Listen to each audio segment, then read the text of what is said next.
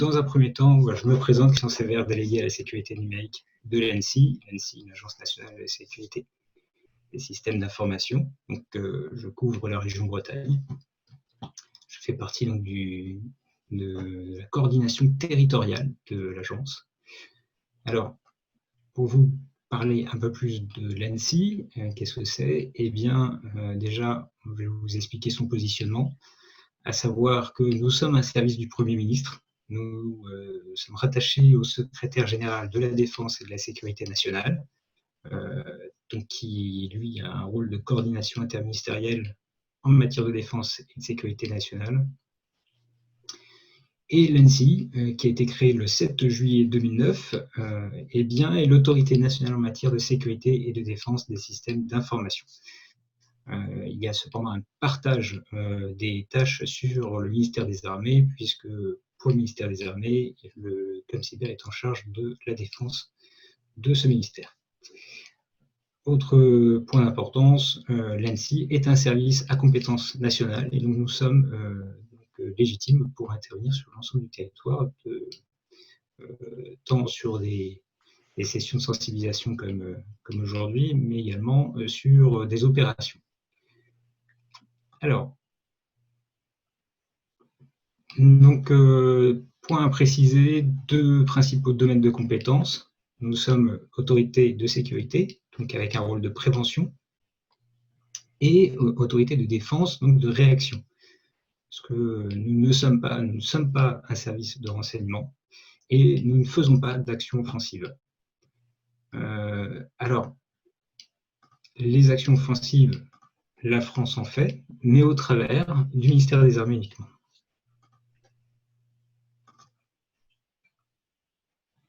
Alors, pour vous expliquer un petit peu plus en détail les actions et les missions de l'agence, eh bien, dans le domaine de la défense, nous faisons donc de la veille et de l'analyse de la menace que nous dédions au service de l'État. Il y a un certain nombre qui sont publiés, pas dans un premier temps, mais dans un second temps, à l'ensemble de la population. Nous faisons des détections des attaques informatiques pour les services de l'État, de la réponse aux attaques informatiques également pour les services de l'État, et les opportunités. Alors, je vais m'expliquer rapidement là-dessus, parce que ça peut vous concerner, donc autant que ça soit clair. Notre périmètre, c'est donc un périmètre très restreint. On va le voir aussi dans d'autres actions que nous menons. C'est en priorité les services de l'État. Ça va être également les opérateurs d'importance vitale, qui sont donc des entités publiques et privées qui ont été désignées au travers de la loi de programmation militaire sur 12 secteurs d'importance.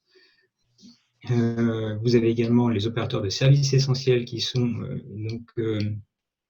désignés dans le pendant de la loi de programmation militaire pour vulgariser sur le périmètre européen, la directive Nice. Dans ce cadre, nous intervenons, donc s'il y a un incident qui se présente, pour les autres acteurs dont vous faites sûrement partie. Eh bien, là, ça va être plus lié à des opportunités, lesquelles, c'est premièrement, s'il y a un risque très important sur l'économie locale du territoire, donc avec une volonté politique d'intervenir, ça ne va pas être l'ANSSI qui va choisir, ça sera décidé au-dessus.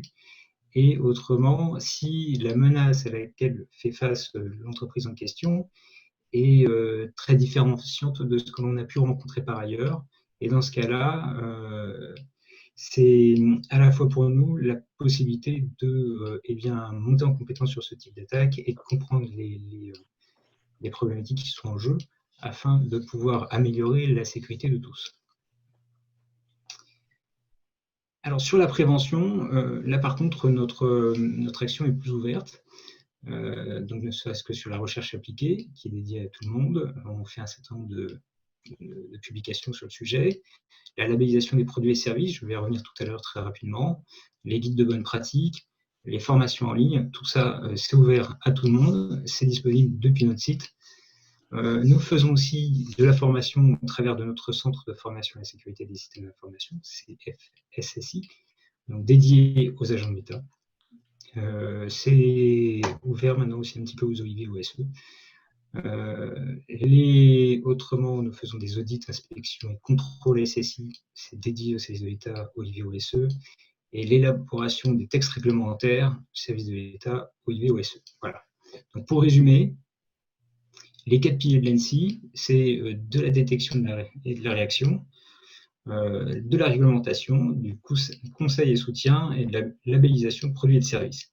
Pour ce qui est du conseil et de soutien, notamment au travers de la coordination territoriale, eh bien, nous sommes amenés à nous déplacer, à rencontrer les différentes entreprises pour évoquer un certain nombre de sujets que l'on peut donc aborder avec elles et apporter un premier élément de réponse, en sachant qu'on est bien là pour faire une première aide, ce qu'on appelle du conseil de premier niveau. On n'est pas là pour remplacer les experts de la cybersécurité.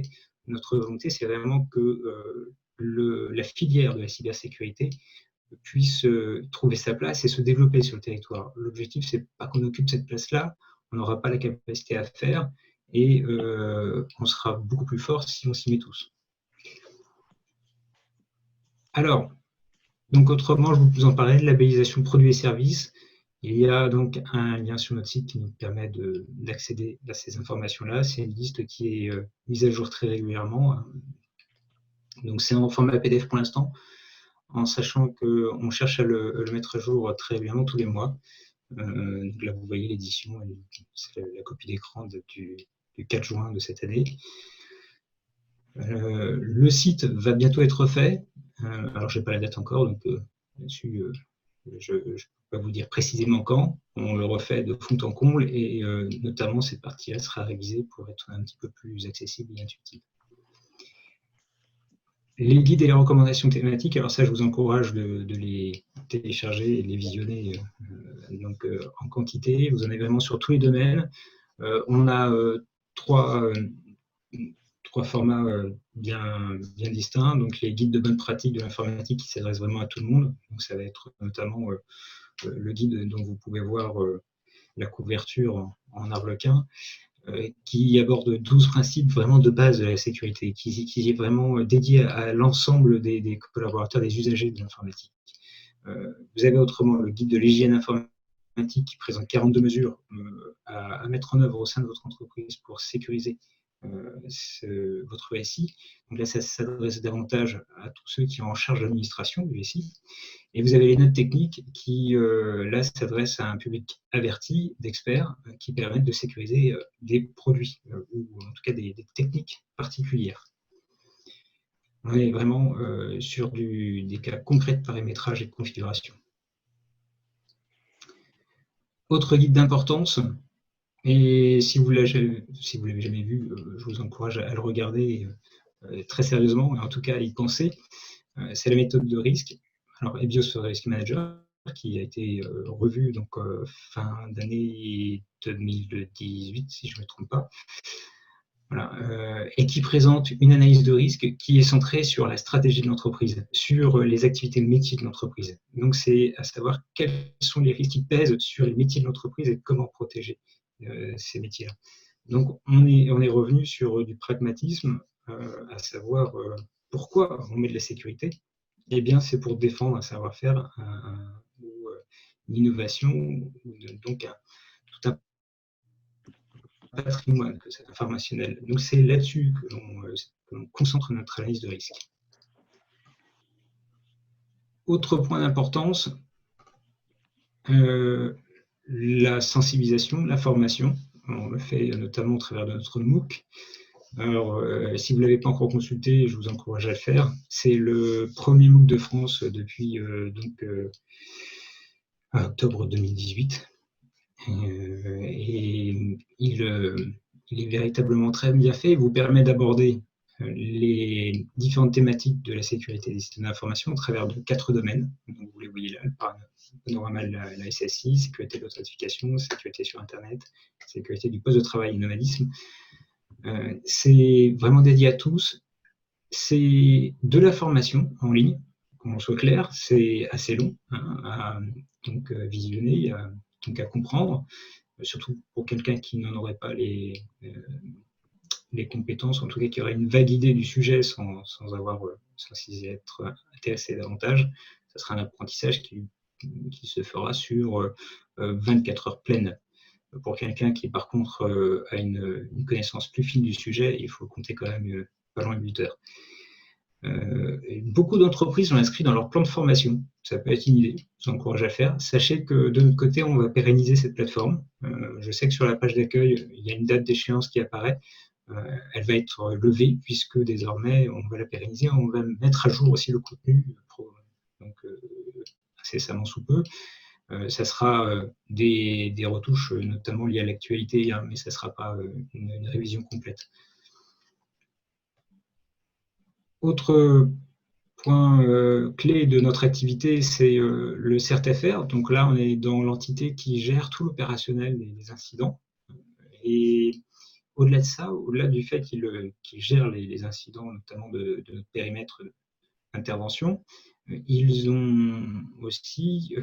mettent régulièrement en ligne des publications sur des alertes de sécurité, mais également des rapports sur un certain nombre de menaces et d'incidents, des rapports très détaillés qui vous permettent de comprendre véritablement les différents sujets qui se présentent et qui sont à l'ordre du jour. Donc là, notamment, vous avez un état de la menace rançongiciel que je vous encourage à lire. Et puis, donc plus spécifiquement sur un rançongiciel qui est très actif en ce moment, Spinoza, sur le code malveillant Dridex. Donc là, on est sur les codes malveillants qui touchent toutes les informations bancaires notamment, et puis également l'évolution de l'activité d'un groupe cybercriminel, donc TA 505. C'est des choses qui sont vraiment très intéressantes parce qu'elles vous apportent énormément de contenu et d'informations. Et on est vraiment dans une rédaction d'opérationnels, d'hommes du terrain, qui vous partagent leur savoir. Donc c'est pas du littéraire, même si c'est très bien écrit. C'est vraiment de la compilation d'informations concrètes qui vous comprennent après, qui vous permettent de comprendre véritablement les différentes menaces et enjeux de sécurité qui pèsent sur vos entités. Alors, si on s'occupe pas de toutes les entreprises, eh bien, il y a un dispositif qui a vu le jour, qui a été incubé par l'ANSSI, cybermalveillance.gouv.fr, et qui permet de répondre à l'ensemble des acteurs économiques, mais aussi des particuliers, qui vous permettent de vous accompagner en phase de crise, d'incident. Donc, vous avez sur le site de cybermalveillance.gouv.fr des informations qui vous permettent de comprendre les principales menaces, qui vous permettent aussi de télécharger des kits de sensibilisation que vous pouvez diffuser très largement dans votre société ou plus largement dans votre vie privée. Vous avez également donc, de l'actualité sur les différents sujets de cybersécurité et de l'assistance. Alors, de l'assistance, ce n'est pas cybermalveillance qui va vous l'apporter. Elle va vous proposer un circuit qui va vous permettre de définir quel problème vous rencontrez et ils vont vous mettre en relation avec des entreprises qui seront en mesure de vous aider. Donc, ça sera notamment des entreprises qui se situeront à proximité de votre domicile d'entreprise, de domicile particulier. Tout dépend sur quelle sphère vous êtes impacté. Et prochainement, donc, il y aura un certain nombre d'entreprises qui vont être labellisées pour la qualité de leurs services et vous aurez la possibilité aussi de les noter suite à l'intervention, qui permettent d'avoir quelque chose d'assez propre et qui vous permet d'avoir confiance en les acteurs qui vous sont proposés. Donc, cybermalveillance, c'est un GIP, hein, c'est un groupement d'intérêt public. C'est à la fois donc, des services publics qui portent le sujet, mais également des entreprises privées qui se sont engagées à soutenir cette problématique, cette cause. Alors, je vais parler un petit peu des rançongiciels pour que vous compreniez un petit peu l'état des menaces. Je vais essayer de ne pas déborder sur ce que pourraient dire les intervenants suivants. Donc, pour aller très simplement, les rançongiciels, c'est un code malveillant qui empêche la victime d'accéder au contenu de ses fichiers afin de lui extorquer de l'argent, de lui demander réclamer une rançon pour qu'il accède de nouveau à ces données. Ça, c'est quelque chose de connu, de compris. Au début, on était sur des blocages très très simple hein, du système, mais qui pouvait être, ma foi, assez facilement contourné, mais c'était quelque chose qui ne comprenait pas du chiffrement, c'était plus du blocage. Et désormais, on est sur du chiffrement de fichiers. Alors, on a des rançongiciels qui chiffrent la totalité des fichiers, d'autres qui vont chiffrer le début et la fin du fichier. Il y a différentes possibilités qui se présentent. Là, il y a une variété énorme de rançongiciels. Et qui plus est, il y a souvent différentes versions d'un même rançongiciel. Alors, les impacts des rançongiciels, du point de vue de l'attaquant, hein, eh bien, dépendent de plusieurs facteurs. L'efficacité et le nombre de méthodes d'infection employées pour compromettre le réseau des victimes, l'ampleur des campagnes de distribution du code, on va l'évoquer tout à l'heure, la capacité du code à se propager au sein du réseau de la victime, qui peut faire plus ou moins de dégâts, et la robustesse du chiffrement qui est mis en œuvre, donc avec soit un déchiffrement aisé ou au contraire très complexe. Alors, ça permet de catégoriser quelques types d'attaques par rançongiciel. On va appeler les campagnes d'attaque non ciblées, donc celles qui sont les plus simples, on va y revenir rapidement, les campagnes massives automatiques et les attaques ciblées dites big game hunting, qui sont les plus évoluées.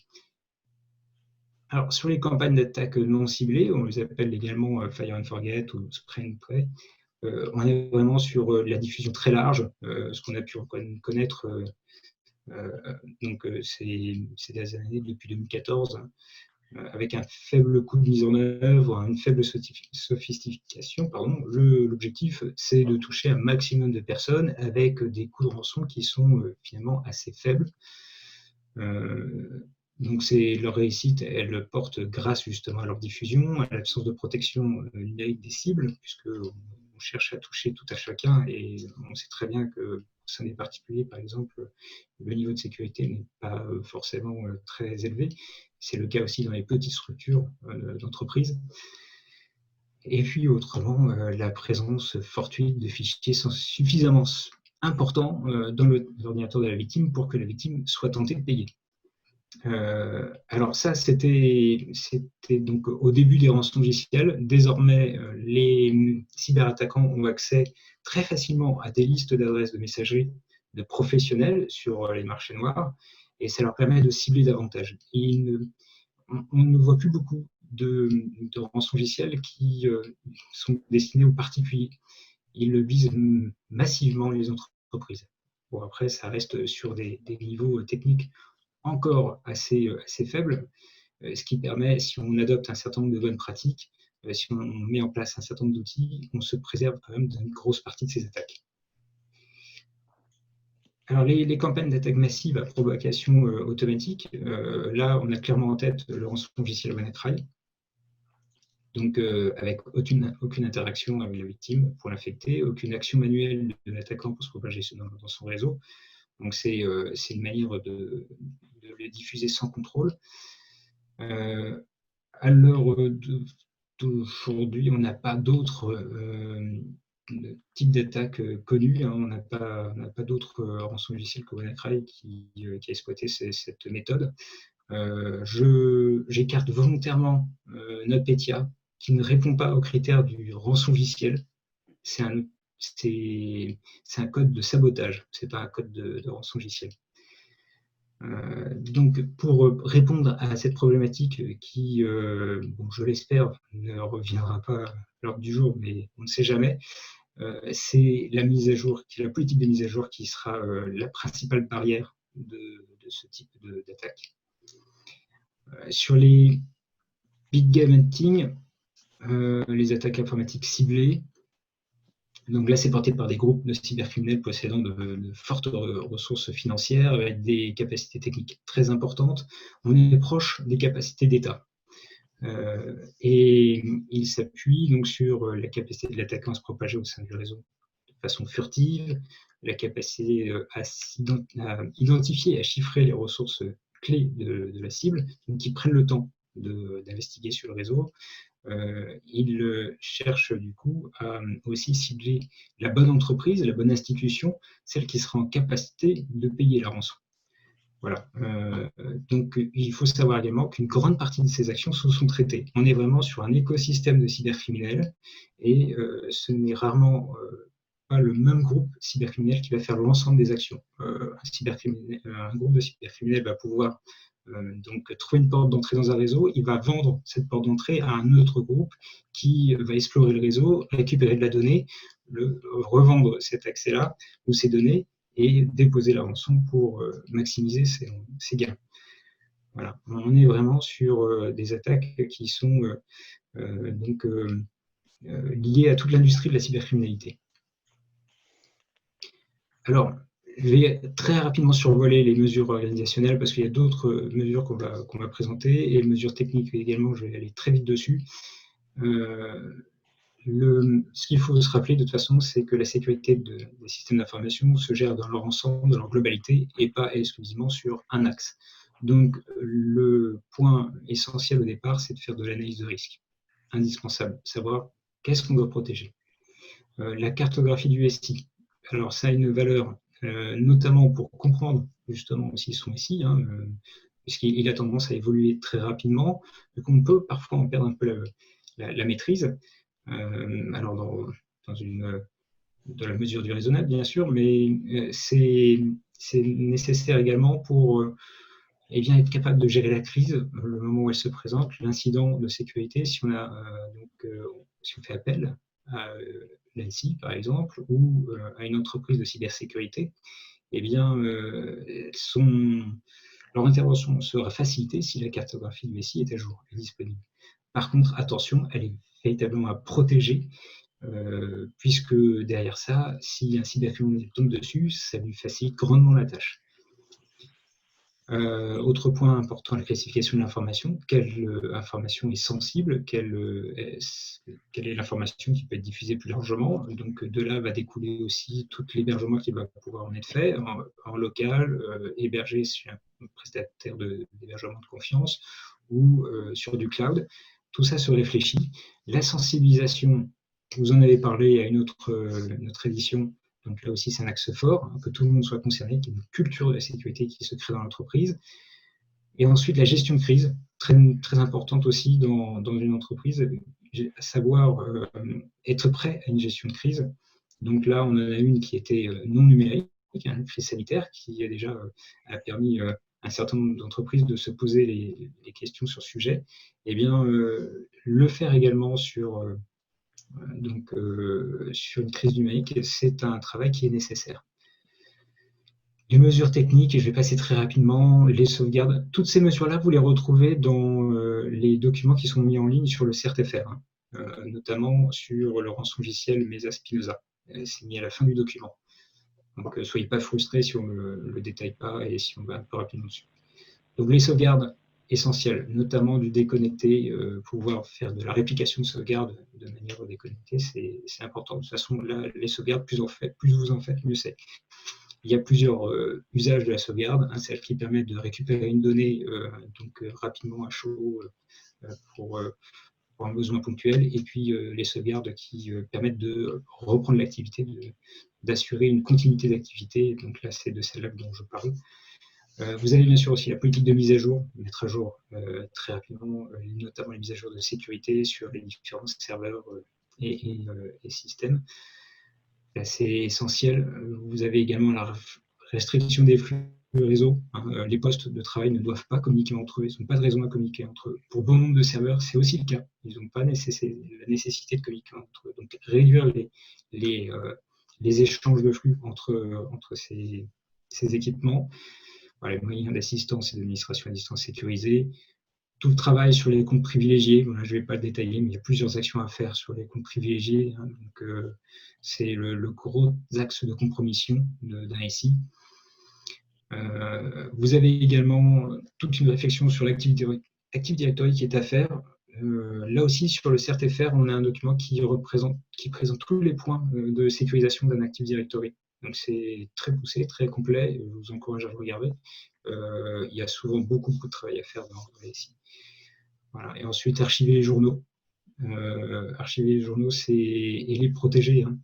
C'est essentiel pour pouvoir mener après la remédiation lors d'un incident.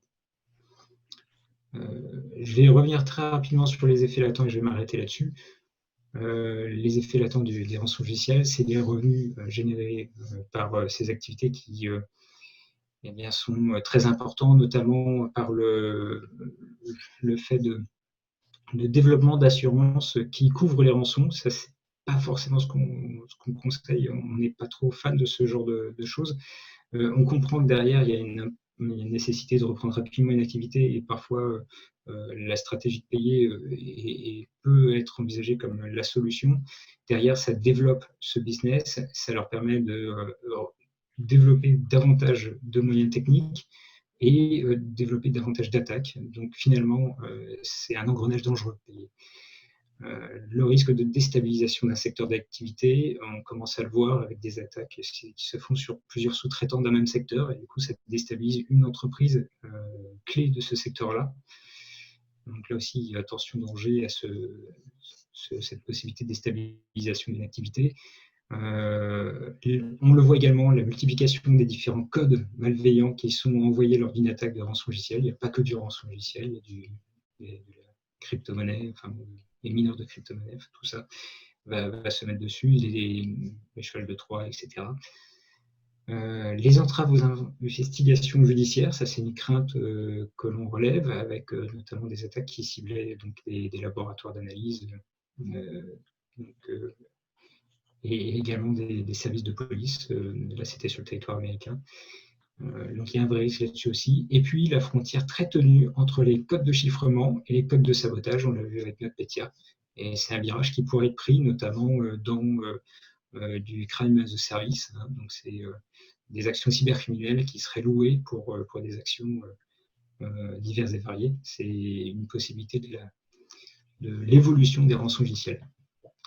Voilà, pour ma part, j'ai terminé. Merci de votre attention. Merci Christian, merci, c'était très clair, très détaillé, parfait.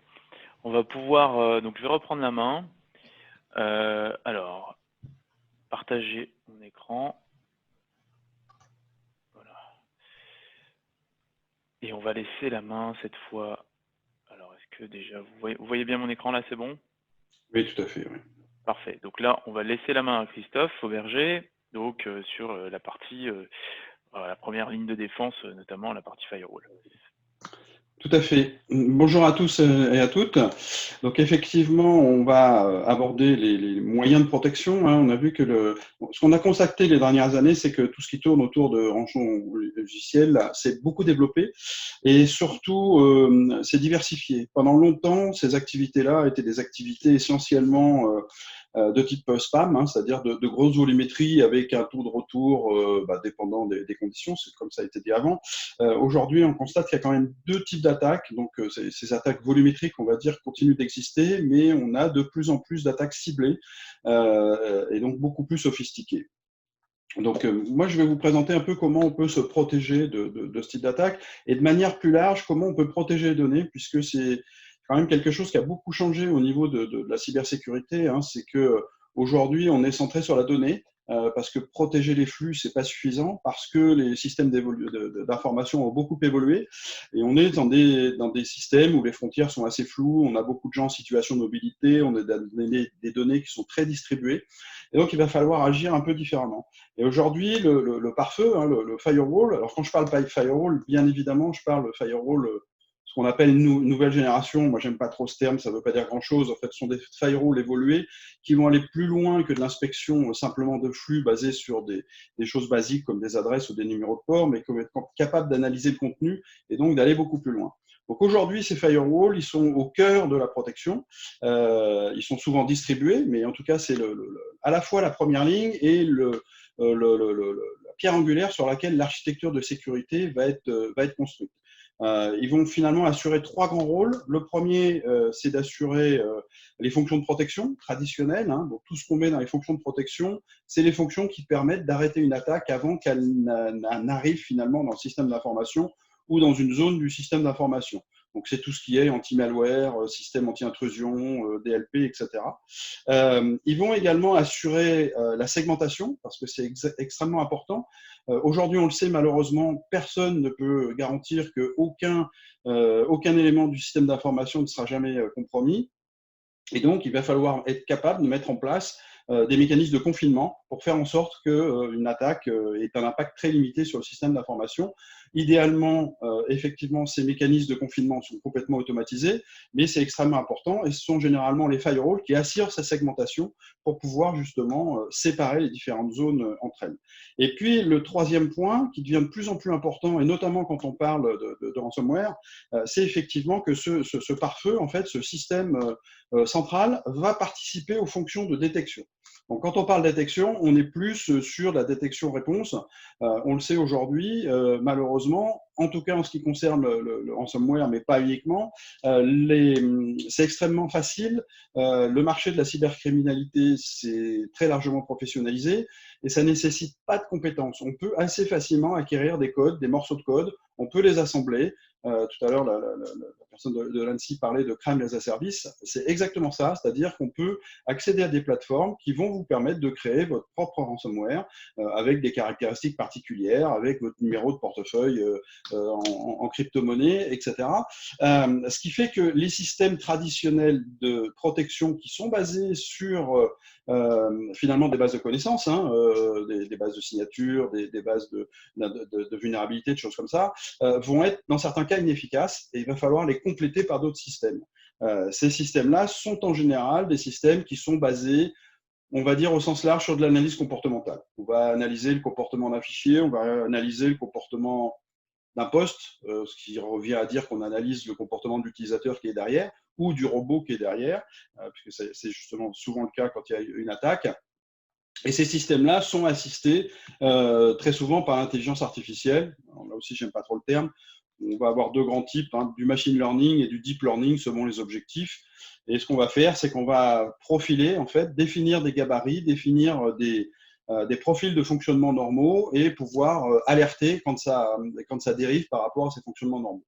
Aujourd'hui, le firewall, le pare-feu nouvelle génération, est au cœur de ces dispositifs et c'est lui qui va soit réagir directement si on est sur des fonctions de protection, soit soumettre les échantillons ou les informations au système externe qui participe à la même plateforme de cybersécurité pour les analyser. Donc typiquement, fournir un fichier douteux ou inconnu au sandbox qui va l'analyser à différents niveaux d'analyse jusqu'à potentiellement pouvoir exécuter dans un environnement confiné et probablement s'il commence à chiffrer des fichiers sur le disque dur, on peut raisonnablement estimer que c'est un rançon logiciel et du coup alerter, déclencher des mécanismes de confinement automatique, etc.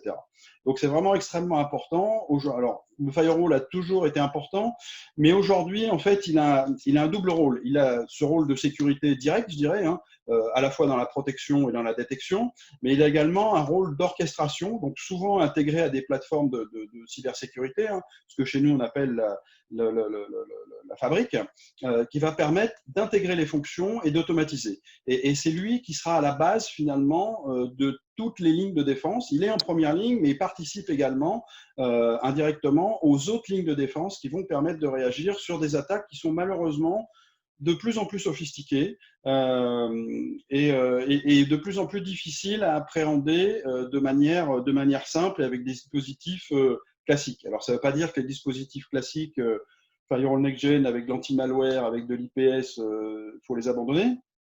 Ils vont quand même permettre aujourd'hui, c'est 80% des attaques qui sont bloquées de cette manière-là, mais cette évolution du firewall, cette évolution du pare-feu et cette intégration dans une plateforme de sécurité va permettre d'aller adresser les 20% restants qui sont finalement ceux qui font le plus mal parce que difficilement appréhendables, difficilement détectables et souvent quand on s'en rend compte, on s'en rend compte plus par les effets et l'impact que justement par une détection a priori. Effectivement, quand on commence à avoir des posts qui affichent des messages demandant de payer une rançon pour déchiffrer les fichiers, on est effectivement déjà un peu loin dans l'attaque et on est dans le mode réactif. Et bon, ça va se passer plus ou moins bien selon les conditions et les cellules de crise qu'on a pu en mettre et les procédures. Mais l'objectif justement d'intégrer dans la première ligne des fonctions additionnelles, c'est justement de pouvoir éviter ce genre de choses sur des attaques de plus en plus sophistiquées.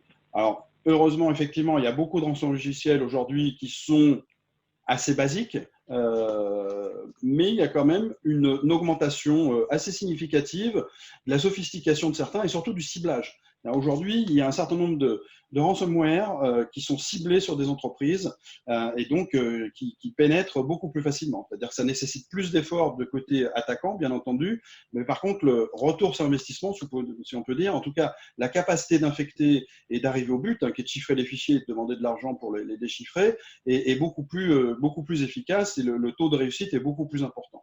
Donc, il y a des exemples de plus en plus flagrant aujourd'hui. La problématique est simple. L'objectif des cybercriminels, c'est toujours le même, c'est de monnayer leur action, c'est-à-dire voler des informations pour les revendre. Vous avez deux possibilités une fois que vous avez volé des informations. Soit elles sont revendables, entre guillemets, ou exploitables par beaucoup de monde et vous pouvez les revendre. C'est le cas d'informations sur des comptes bancaires, de numéros de carte bancaire, etc. On voit bien que n'importe qui de malhonnête peut utiliser ces informations-là. Mais il y a des informations industrielles qui sont très difficiles à monnayer à l'extérieur, soit parce que ça pose un problème déontologique et toutes les entreprises ne sont pas forcément malhonnêtes, fort heureusement, et donc les gens vont avoir du mal à racheter ce type d'informations. L'autre possibilité que vous avez, c'est de les vendre à ces propriétaires légitimes, et c'est exactement le principe du ransomware. Hein. Vous volez des informations, alors pas physiquement, vous les chiffrez, mais ça revient au même, et vous demandez une rançon, vous demandez de l'argent pour les déchiffrer, donc pour les revendre à leurs propriétaires légitimes. On constate un peu la même chose que qu'on constate sur le marché, entre guillemets, du vol d'œuvres d'art et notamment du vol de tableaux. Quelqu'un qui vole un Rembrandt hyper connu, il ne pourra jamais le vendre parce que c'est très compliqué et parce que c'est très repérable et il faut tomber sur quelqu'un de malhonnête pour le revendre. Ça ne veut pas dire que ça n'existe pas, mais c'est quand même plus rare. La solution la plus simple, c'est de revendre ce tableau à son propriétaire légitime à un prix inférieur à sa valeur, mais à un prix qui est conséquent quand même. Et ça, c'est des choses qui se pratiquent couramment et depuis longtemps sur le marché, en tout cas dans l'environnement des vols de tableaux et d'œuvres d'art. Et on retrouve aujourd'hui la même chose dans le monde digital avec cette notion de revendre les informations à leurs propriétaires légitimes.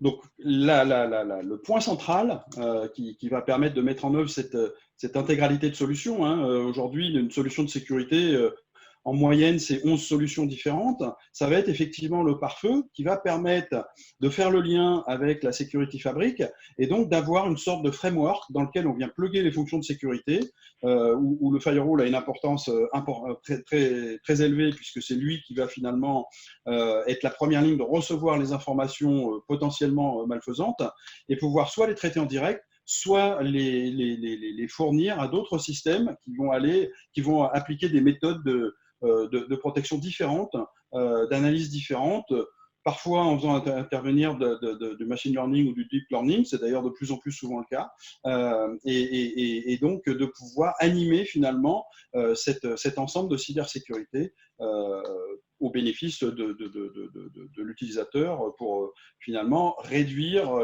la surface d'attaque et être capable de réagir au plus vite lorsque une attaque est détectée.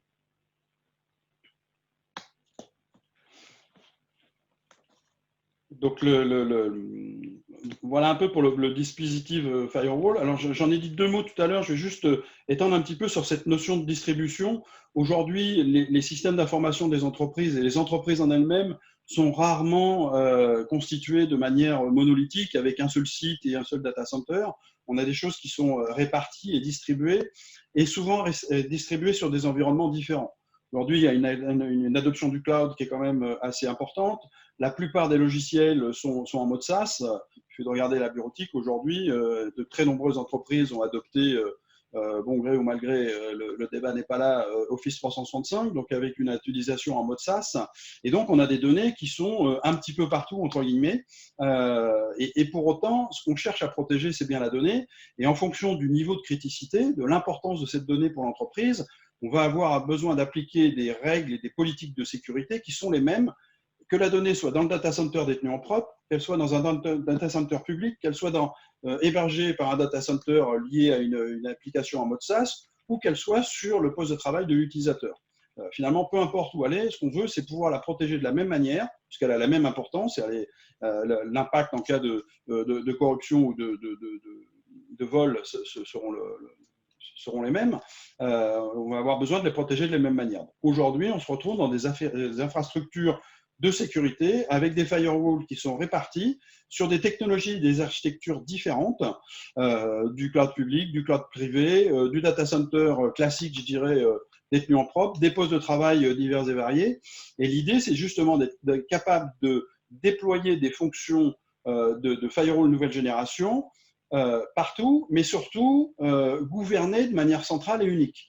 Alors, ce qui nous intéresse, c'est de déployer des règles de sécurité, des politiques de sécurité, à la limite, la manière, la technologie qui permet de la déployer derrière, je dirais, c'est annexe. Alors, c'est pas complètement annexe, puisque justement, si on n'est pas capable de le faire, ça pose un problème, mais l'important, c'est ça, c'est vraiment de pouvoir se concentrer sur les règles de sécurité, la politique que je veux mettre en place, de pouvoir la déployer finalement partout où se trouvent mes données, avec le même niveau de sécurité, le même niveau de contrôle et le même niveau de reporting, de journalisation, puisque la partie journalisation, et ça a été abordé tout à l'heure, est extrêmement importante.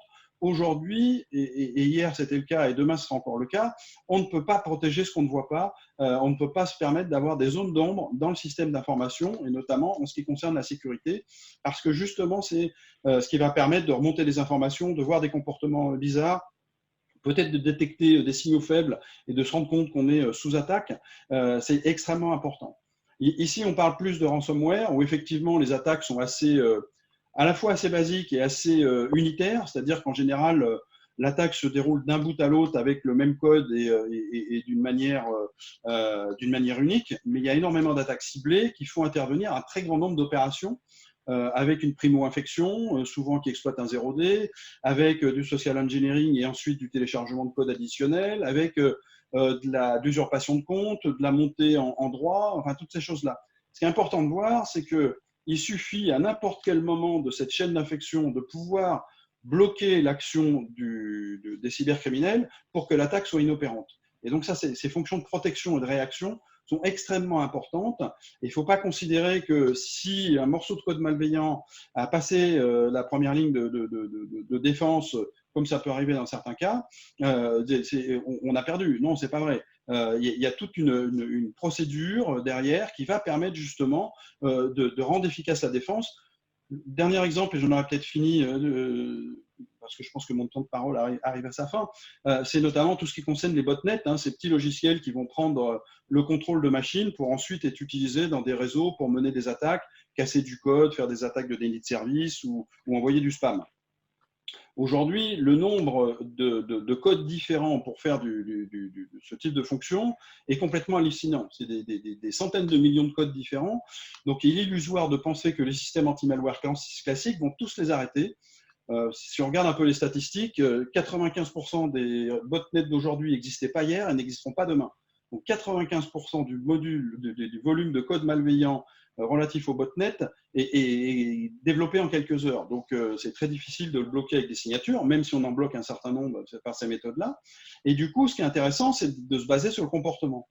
Si on a un poste de travail qui se connecte sur un centre de commande et de contrôle, puisqu'en fait c'est l'objectif premier d'un botnet, on est sûr qu'il est infecté. Si on est capable de bloquer cette communication avec le centre de commande et de contrôle, eh bien on a gagné. Le botnet est inopérant et il n'a aucun impact sur mon système d'information. Alors certes, j'ai un bout de code malfaisant qui est sur une machine, ou peut-être plusieurs, mais comme il n'est pas actif, finalement, ce n'est pas très important. Ça ne veut pas dire que je ne vais pas regarder derrière pour faire un peu de nettoyage, mais en tout cas, il y a zéro impact, l'attaque n'a pas abouti et finalement, je ne suis pas à risque. Donc, c'est ça qui est important de voir. Et donc, c'est vraiment dans ces démarches-là. Et c'est finalement le fait qu'on est capable de faire communiquer plusieurs technologies entre elles, parce que malheureusement, il n'y a pas de technologie unique en cybersécurité qui va permettre de se prémunir contre tous les risques, qui va élever le niveau global de sécurité. Et ça, il faut le faire de manière automatisée et intégrée, parce que les gens qui gèrent la sécurité ont autre chose à faire, et il serait dommage d'utiliser les ressources uniquement pour finalement essayer de faire fonctionner des produits entre eux. L'idée des plateformes de cybersécurité et l'idée de la fabrique avec le firewall next-gen à son cœur, c'est exactement ça, c'est de proposer une solution sécurisée, automatisée et intégrée. Parfait Christophe, merci pour toutes ces précisions. On est un petit peu en retard, on va essayer de rattraper ça. Désolé Yves, ça va être à toi. Donc on va essayer de répondre à la question qui est la question un peu qui fâche. Hein. Si ça arrive, qu'est-ce qu'on fait, clairement? Donc on va te laisser la main pour expliquer tout ça. Oui, d'accord. Rebonjour. Voilà, ce qui est important, voilà, si ça arrive, c'est-à-dire que ça a basculé sur vos systèmes d'information, surtout là où résident vos données. Donc, il y a plusieurs points qui ont déjà été commentés précédemment. Hein. Donc, ce qui est important par rapport à une éventuelle détection ou quand la menace de rançon logiciel est arrivée, c'est de mettre avoir en place un plan de reprise d'activité simple et éprouvé et surtout de pouvoir revenir à un état de service rapide. Tu peux avancer. Voilà, donc déjà des conseils qui sont résumés, hein, qu'a déjà dit Christian précédemment. Donc là, c'est des conseils qu'on trouve en termes de sources sur ZDNet et ailleurs, hein, sur cert.fr. Et là, le but, c'est juste de vous parler sur la partie sauvegarde et restauration et comment ça peut être utilisé de manière plus hybride et plus intelligente. Parce que imaginez que la sauvegarde, c'est vraiment une protection qu'on connaît depuis longtemps. Par contre, en cas d'attaque, et surtout quand il faut revenir à un état opérationnel, c'est le temps pour remettre ça en place rapidement. Donc, en complément, ce qu'on recommande, hein, c'est de mettre des mécanismes sur les plateformes de stockage où résident vos données, primaires de snapshot. C'est vraiment un complément à la sauvegarde parce qu'il va vous permettre, par rapport à la manière dont c'est intégré aujourd'hui sur les technologies du marché, à remise en route de votre entreprise avec ces informations plus rapidement. Donc, tu peux avancer. Voilà, donc la création des snapshots, parce ça se fait automatiquement dans les plateformes, ça existe. Après, il y a tout un tas de mécanismes différents qui n'est pas l'objet du jour, mais la recommandation par rapport à tout ce qu'on a pu rencontrer aujourd'hui pour pouvoir arriver avec des données en RSEN, c'est au moins de créer 2 snapshots par jour et de leur positionner des rétentions de 3 à 5 jours pour votre premier niveau de barrière de protection en complément de la sauvegarde. On peut avancer.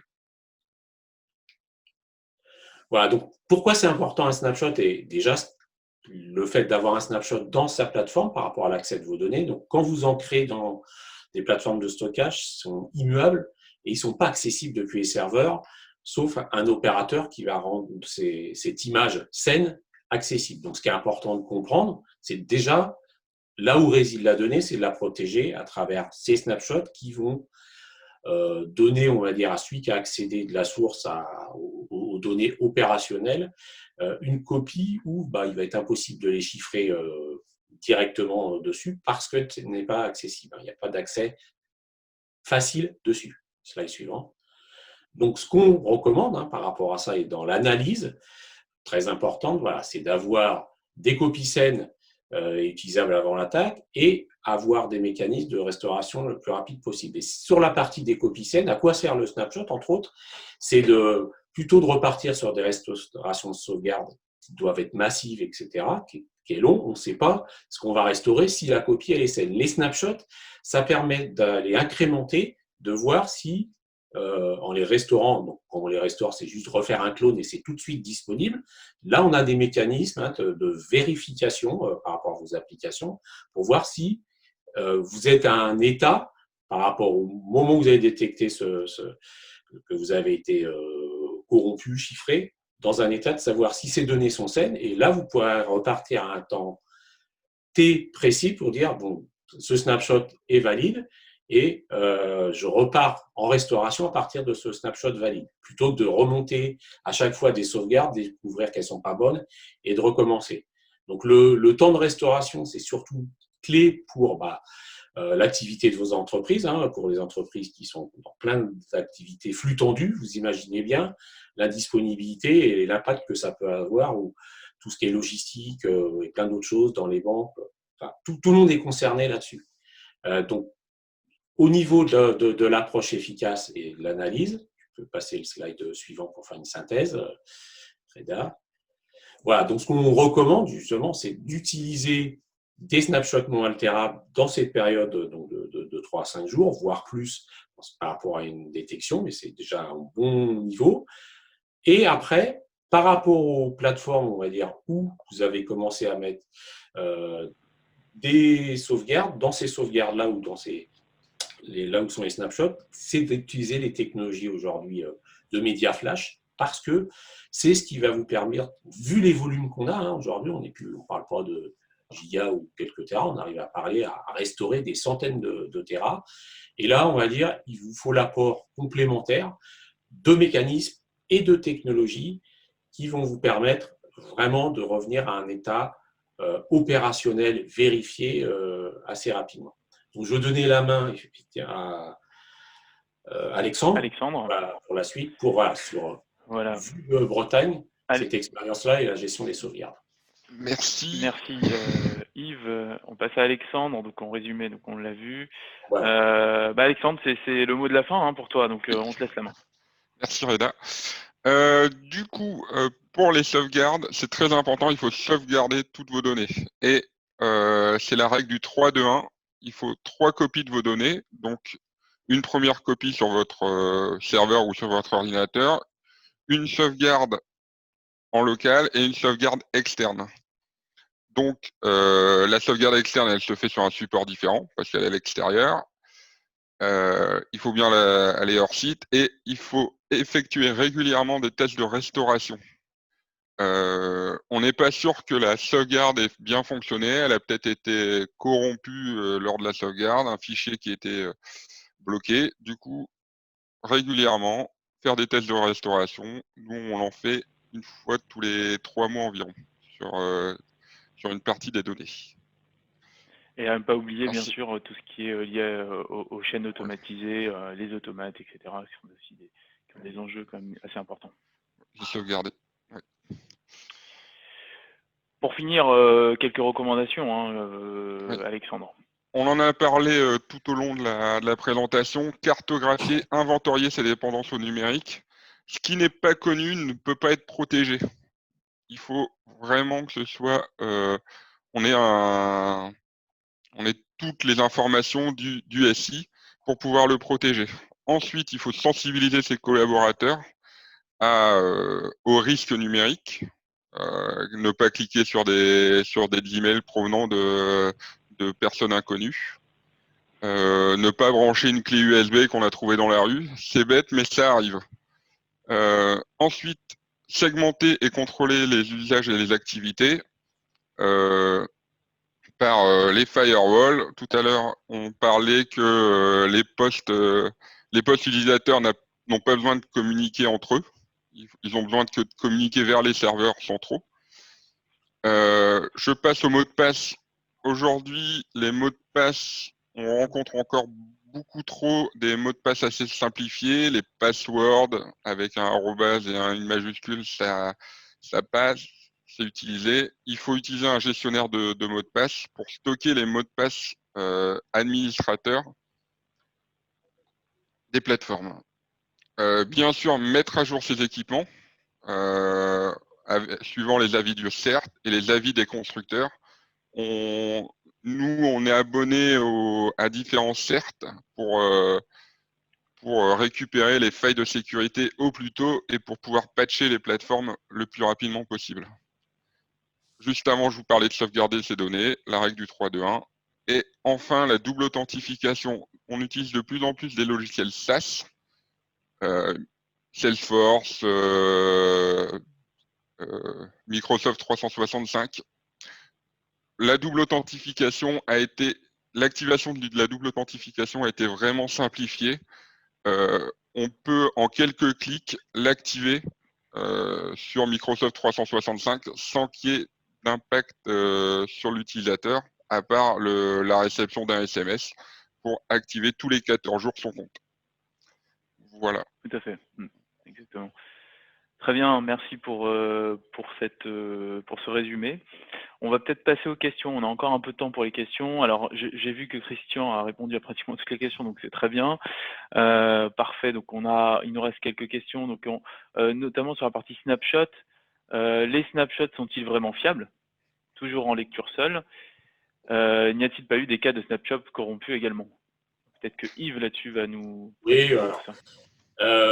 après les évolutions technologiques, oui, les snapshots aujourd'hui, comme oui, ils sont fiables, ils sont qu'en lecture seule, et pour pouvoir relire dessus, il faut faire ce qu'on appelle un clone du snapshot, hein, donc il faut le remettre, faire une nouvelle copie en read write pour qu'on puisse valider ça. Et si le snapshot est corrompu, ça veut dire que la donnée initiale était corrompue. Hein, c'est à peu près ça, par rapport au mécanisme qui existe aujourd'hui. Et c'est pour ça que il y a une vraie évolution technologique sur cet usage-là, en complément de ce qu'a dit après Alexandre là, sur la gestion des sauvegardes et surtout la vérification, parce que dans le snapshot, il peut faire partie dans votre politique de sauvegarde de faire des snapshots de vos bases de données des backups, parce que eux peuvent être attaqués et vous vous retrouvez avec des backups corrompus. Et voilà, donc c'est vraiment une protection sous-jacente facile à mettre en œuvre, qui sont dans les plateformes pour ça. Donc par le passé, oui, il y a déjà eu dans d'autres technologies des snapshots corrompus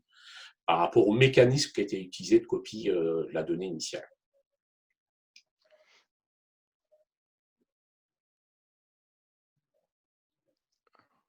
Là, ton micro. Voilà, donc c'est une bonne question. Oui, sur le snapshot, ce qui est chiffré, c'est la donnée source. Après, il y a des notions, ce qu'on appelle des snapshots, différentes technologies de save mode. C'est la problématique, elle vient plus du danger, on va dire, interne, quelqu'un qui prend la main sur le système d'opération des plateformes et qui est malveillant. Et voilà, donc c'est d'avoir de la multi-authentification et puis avoir des opérateurs complètement séparés entre la gestion de vos données primaires et la gestion de vos données protégées.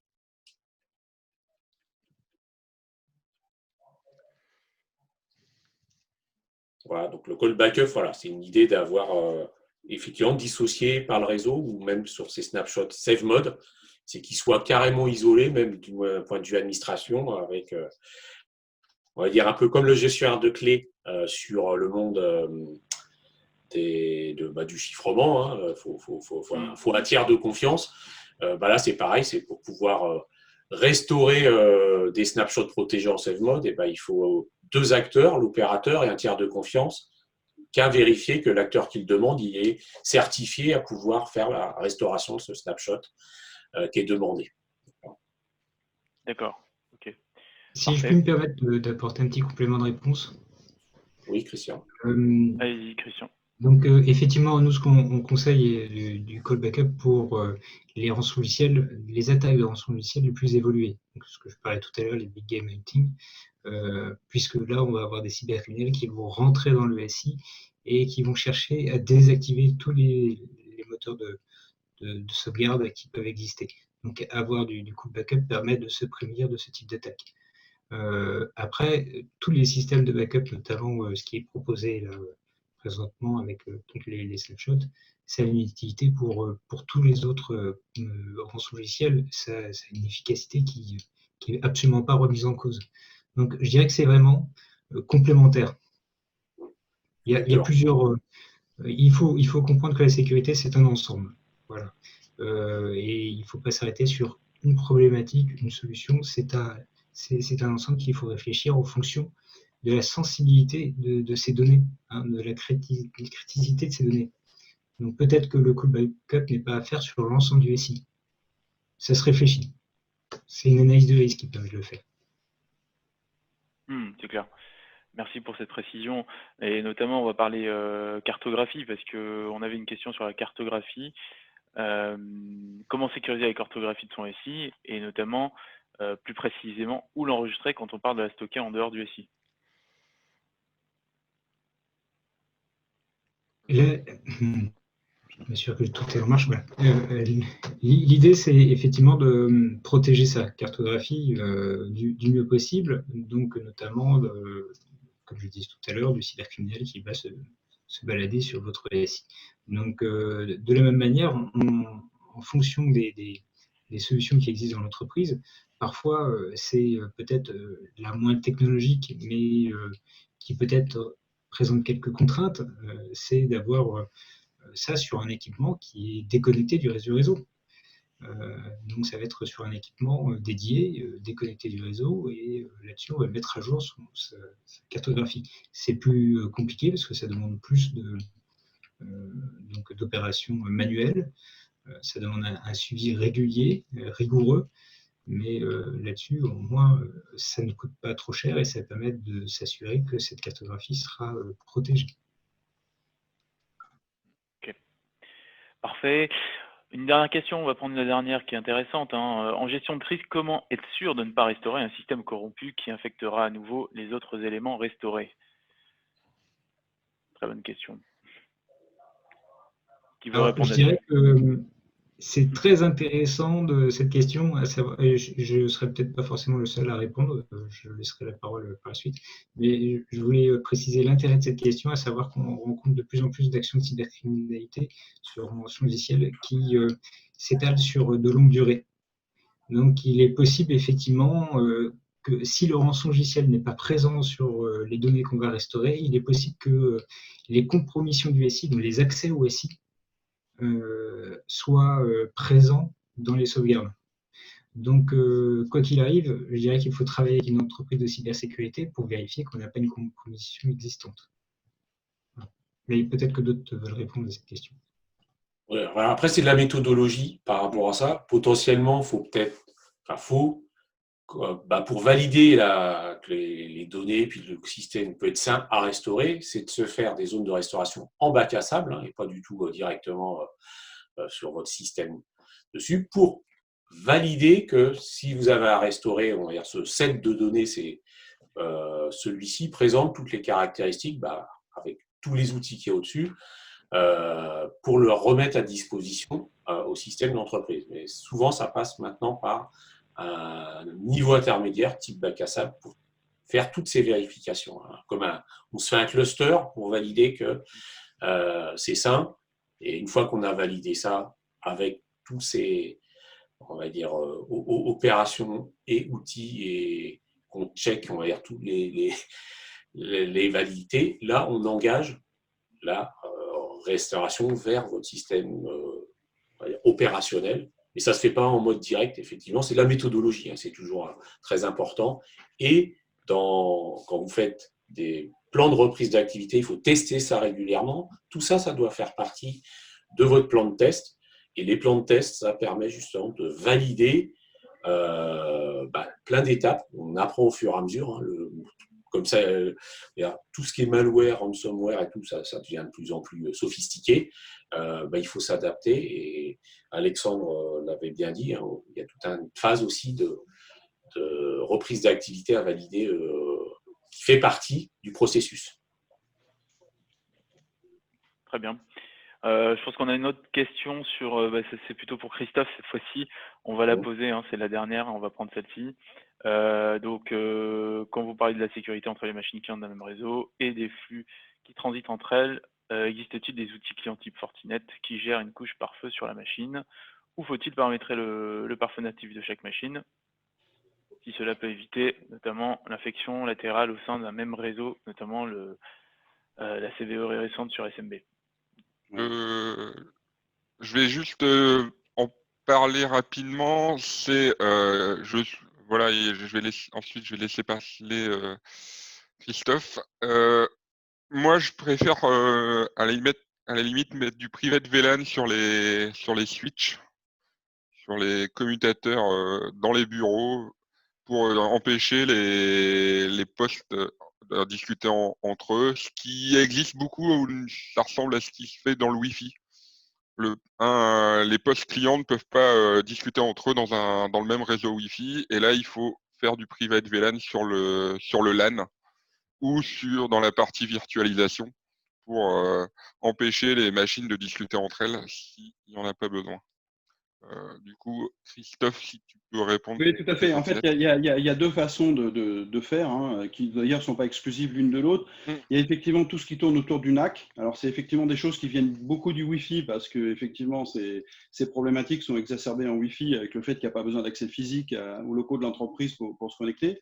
Mais aujourd'hui, de plus en plus, on retrouve ça au niveau des accès filaires, donc avec des mécanismes de NAC qui aujourd'hui sont de plus en plus basés sur du profilage. parce qu'on parle machine, mais il faut voir qu'aujourd'hui, sur les réseaux, dans les entreprises, il y a de plus en plus d'objets connectés sur lesquels on n'est pas forcément capable de mettre d'agents et pas forcément capable de mettre de la sécurité embarquée. Donc, on est beaucoup sur du NAC. Hein. En fait, c'est l'approche Zero Trust. Hein. Aujourd'hui, on est sur du Zero Trust Network Access et donc on fait confiance à personne et par défaut, on ne laisse pas forcément communiquer les entités entre elles. Ça, c'est le premier point. Et si on se base plus sur les postes de travail, alors le pare-feu du poste de travail, on peut faire des choses, mais on s'aperçoit qu'aujourd'hui, sur des pare-feux qui sont basés essentiellement sur du contrôle de flux, il y a quand même pas mal de choses qui peuvent passer à travers.